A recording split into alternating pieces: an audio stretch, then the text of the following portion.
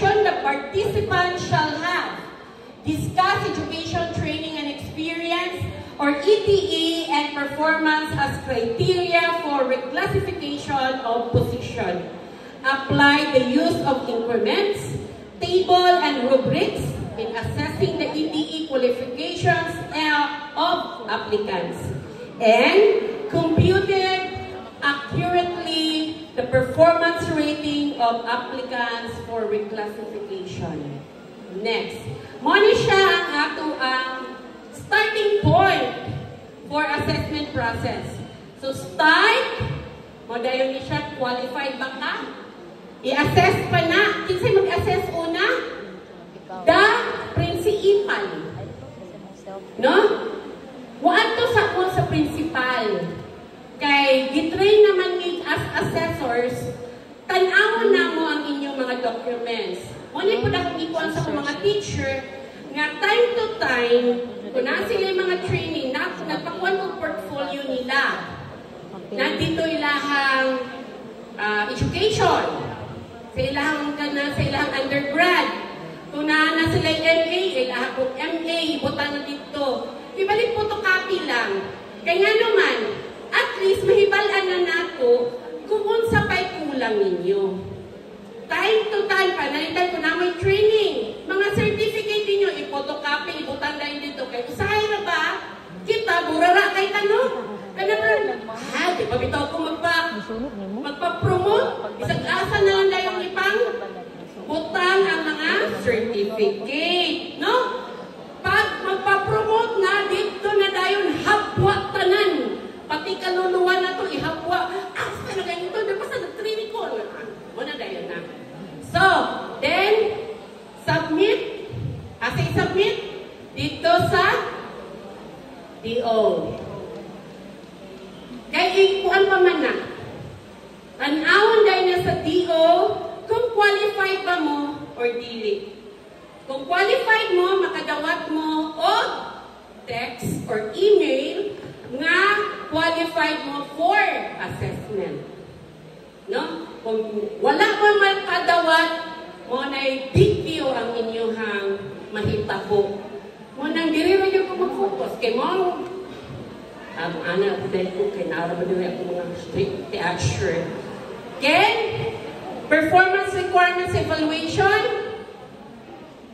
No ba ka? Yes ba ka? Completes ba ka? Or dili? Comparative assessment. Diri na dayon ta sa ETEN. Performance rating. Kinsay maghatag sa inyo sa performance rating? Kinsay mag-assess sa inyo ang performance rating? Principal. Muna siya ang ato ang IPCRF. No? Every year, naamoy ingana. Kung wala pa bitaw mo mag-IP, igna na yun inyong ma'am. Ma'am, sir, i-IP na yung taon ko kay magpa-promote na ko siya. No? So, ana lang yun na siya. Kaning classroom observation or the COI, sa lain na, and in COI, sa lain po natin. Kung ako na ikuan. Next. Activity na dayong tadong? Sure ka? Okay. So, please go og submit sa activity. Activity 1. Si tagay na sila tuan bayro. Tagtulo lang siguro. Okay. Dali alam ko nag-activity doon. Iampak ka doon.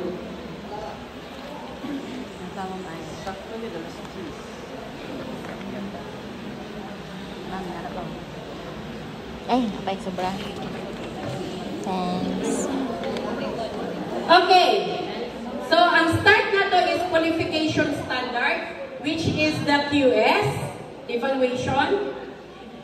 Na-discuss na ni Sir Elmer. And then we are going to have our performance requirements evaluation. And then we are going to have the comparative assessment. And then education, training, experience, performance rating.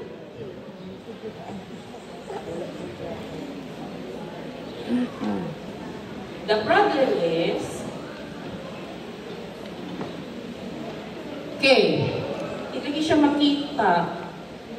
Hindi siya makita, no? Hindi siya magamay.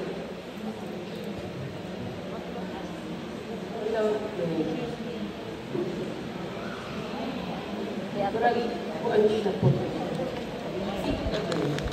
Isipog ang lamisa.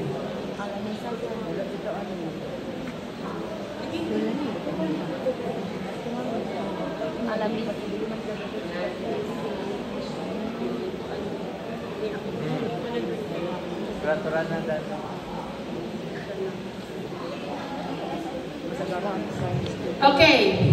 Each group will be given the following materials. Naana mo? Activity sheet number 1. Okay. So, you have an increment rubrics computation. Ang primero is increment computation for education. Nanadira, tanawan ninyo diri. Increment table for education. The next part is for training and for experience. The next part is the qualification standard teacher 15 points na for position. And then the table 3 is the rubrics of computation of points for education, training, and experience.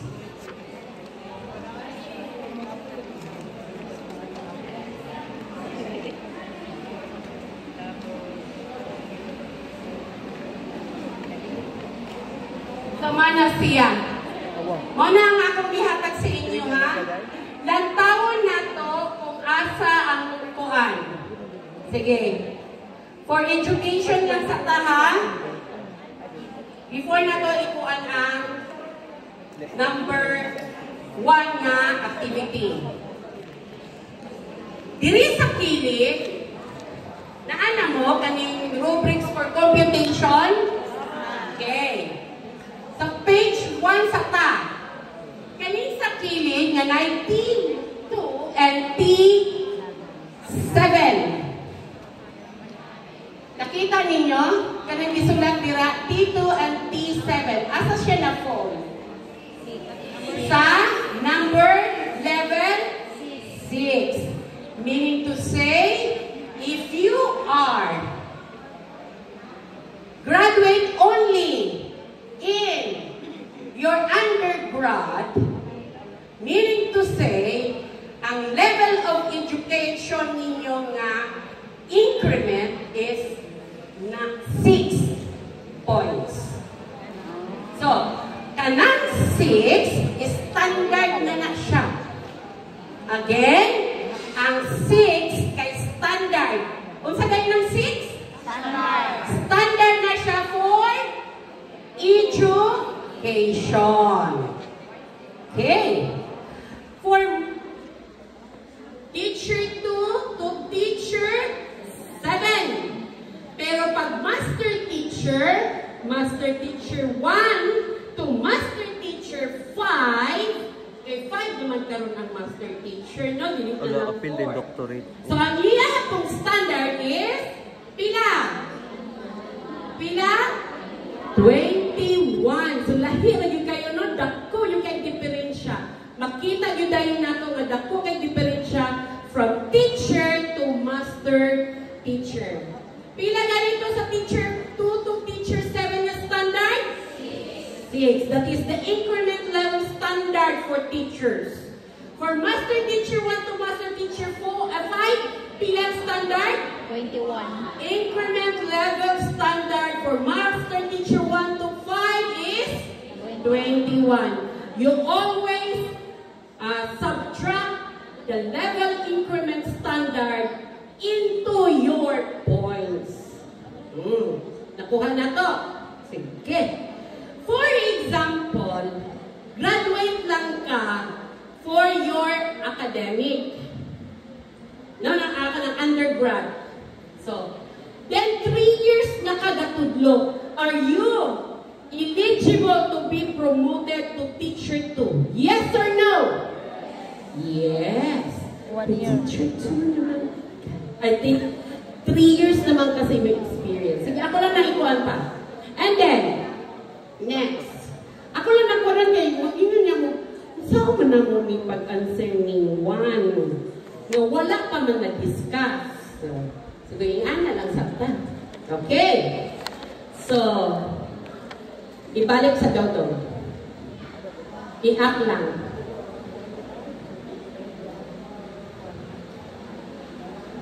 Sige. Sige pala. Okay ko. Ito siya. Balik din ito. Okay. Manis siyang assessment criteria and points. We have the criteria for hiring teacher 1. Kani siya ang teacher 1, mga teacher applicants. Kinsa man sila?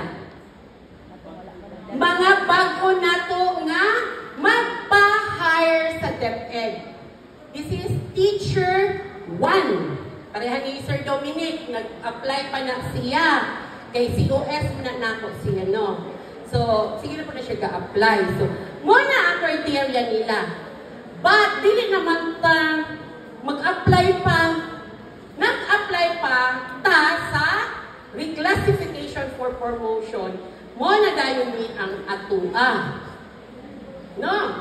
So, for education, 10 above ang imuhang points, 16 above. Imong points. Naakay? 10. Basta mo lakas ganing kag 10, naakay 10 points. Ma'am, yun, unsa ang pagkuha sa 10 points? Ganyan na. Then training, 10 points. Experience, 10 points. A total of 30. Here comes the another 30. Para asa ni ikan. Mo ni inyong performance sa inyong ITCRF every year by the end of the school year. And then the another 40 dito na nag-divide dayon sa COI and INCOI. O sa ganitong COI, Classroom Observable Indicator. NCOI is Non-Classroom Observable Indicator. So, we will focus only for these 4. Next. Kana siya, and then the 30. Sige, next go. For 30 points, education, training, and experience, the points of ETE corresponding to the applicant's qualification exceeding the qualification standard level shall be computed using the increments table and ETE rubrics. Ayaw yun ninyong nigwalaan, kay di rin ninyo siya makita kung eligible na ba mo o dili. Kung kanang, tanong sa daw na ako, biahan ako nga level. Pwede na ba ako sa teacher 5, teacher 4? Pwede ba ta makaambak? Yes or no? Yes. Kinana may gisend si ma'am sa tuwa sa kuan na. Sa tuwa GC. Pero pag wala pa kung gisend ni ma'am, magsige ba itong, di naman siguro takaambak. So kanus amo makaambak, that is, kamamtina naman siguro na o kang kinsa pa to nga ano. Okay, next. Based on the qualification standard, only those qualifications that are relevant to the position to be filed shall be given points. Training hours must be acquired after the last promotion but within 5 years. Pila gani ang experience inyong training? Pila? Pila ka years ang back sa training? 5 years. Unsaon siya pag-compute na asiyay kanang baseline? For example, Yan na lang. Sige, inyo na lang. So, muna siya nga. 5 years. Ipon nyo na ninyo, 5 years. Kani siya nga training. Kung di pa bitaw ma-promote, ano bitaw nang ningon ko nga, tapo ko na to nga to ang mga trainings, nga mga certificate. Kay after that one, kay kung karon nga year, 5 years na. Dayon, wala pa mo na-promote karon. Pagkasunod tuig, pila naman siya ka-year? 6 years na. So, katong pinakauna, discard na to ninyo. Ihina-hina na po to ninyo, discard. Ilabay na to ninyo, dili na to malabot. So, every year, mag-minus mo og certificate. Ayaw na ninyo tapuka ang katong 19 purgatin. Ipag yun ninyo karon to igat 2025. Taman 2020. So 2020 taman 2025 mo na nga certificate inyong taguan. But the training must be correspond to your major, to your position. If you are a teacher, then teaching dapat. Sa inyong subject dapat. For example, training for leadership. Then ikaw, math major ka. Nag-leadership ka. Pwede ba ito nga certificate? Dili. X factor to siya. Bahala pag 40 points to siya, 40 hours. X factor yun siya. Nga naman, it must be corresponding to your major. If you are a junior high school and a senior high school, and if you are in elementary, it must be corresponding to a teaching position. No? Kami, kung mag-training me about teaching position, dili to na mo magamit. Nga naman, management naman ni. So, na-miss match. Nakuha ko ninyo.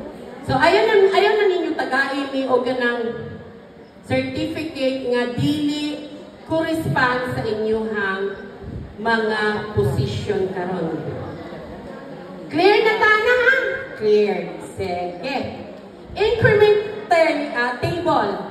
A tool used in determining the incremental level in the education, training, and experience obtained by the applicant to assess if it exceeds the maximum requirement per CSE approved qualification standard. This can be found in DO7 series of 2023. You have to open the DO7, DepEd Order 7, 2023. Next. Increment refers to the difference between the applicant's actual qualification level and the corresponding level of the minimum baseline QS requirement of the position to be filed. Only ETA qualifications that are relevant to the position applied for and which exceed the minimum baseline QS requirements of the position will be included in the computation of increments. Mawala bang ETA? Sa ato ang standard kung i-assess ta for positioning, mag-apply tag position higher position, mawala bang ETA? Yes or no? Dili. Dili na yun na mawala ETA. Always na yun na siya dira. Naagi na siya dira. 30 points yun na siya dira. So, increment is equal to applicant's qualification level minus qualification standard increment level nga katong standard. Pila ganitong teacher 2 to teacher 7? 6. Master teacher 1 to master teacher 5? 21. Okay. So, nagkaklaro kayo na tana. Hapit na kita maka-answeran ng kuan. So, ano siyang rubrics? Education, that is the way allocation, education 10 points, training 10 points, experience 10 points. For education, we have the range and the points, as well as the training and the experience. 10 or more increment, meaning to say, gikan sa 2 to 3 increments. For example, naalang kay 8, kay, what's this? 10 points na ka sa imuhang education level kay Burag bag-o pa ka nag-master. Na pa lang kay 9 units. So 9 plus 6, pila naman na? Ha? Ha? 13 minus 6 or 9. So 9, man ang 9. O 9 ang imong increment. Pila imong points? 8. For example, ang imuhang kuan is kani sa tuta diri sa taas to. So ang imuhang kuan is 6 plus or 10 lang ka. 10 lang imong points. Minus 6. 4. So, 2 to 3 daw. Ilay mo kuan. Increment. Nahaba ka? Sa education? Naa?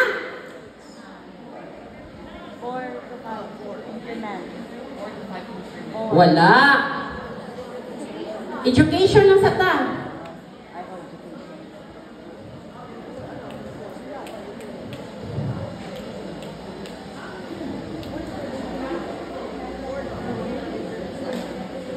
Naa? Sample day. Ang standard sa teacher 1 to 4, 6. So kung na kay 10 points education, may inusan og 6. Sige. Then sa katong kung na kay 21 man tong sa masters ni, then may inusan sa standard niya 21. Diba? So, naa wala. For example, wala kay master. Wala daw, sir. So, ang standard ni mo is 6. Minus 6? Na kay points? Wala. Ana na siya, girl. No? Ana na siya. Sa IMT. Okay. For training. Standard. So, tanawon na ninyo ha. Muna siya ang iyahang level of increment. 10 lagi ako na kung A tool in which the criteria for evaluating nakita mo dira mga madam? Dire? Bakol ako dahil ko minus 21 na rin ko. For evaluating, ETA are listed with corresponding points per range of increments. The assessor's manual provides for the rubrics in the computation of ETA.